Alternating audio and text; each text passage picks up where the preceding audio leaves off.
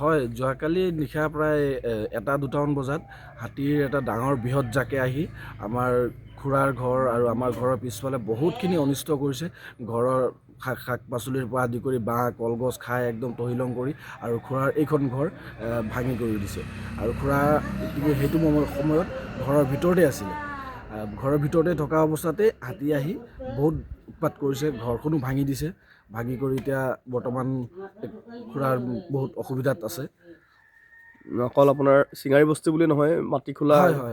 আমাৰ ইয়াৰ পৰা এইটো চিঙাৰী বস্তিৰ পৰা খেদি যেতিয়া ৰাইজে খেদি উলিয়াৰ পিছত আপোনাৰ মাটিখোলালৈকে গ'ল। মাটিখোলাতো 2-1 ঘৰ ভাঙিছে, মানুহৰ ঘৰ ভাঙি তাৰ পৰা নামা মাটিখোলা বুলি কয়, সেইফালেও গৈ ঘৰ চৰ ভাঙিছে।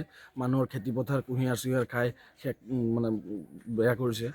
আৰু বন বিভাগৰ মানুহ এতিয়ালৈকে আহি পোৱা নাই। এতিয়ালৈকে ৰাতি 2টা বজাত হাতী 1:30-2টা বজাত হাতী আহিছে। এতিয়া ৰাতিপুৱা 7টা-8টা বাজিবলৈ হৈছে, এতিয়ালৈকে বন বিভাগৰ মানুহ কোনো আহিল এতিয়ালৈকে খবৰ এটাও লোৱা নাই। এইখিনি কোন জেগা? চিঙাৰী বস্তি।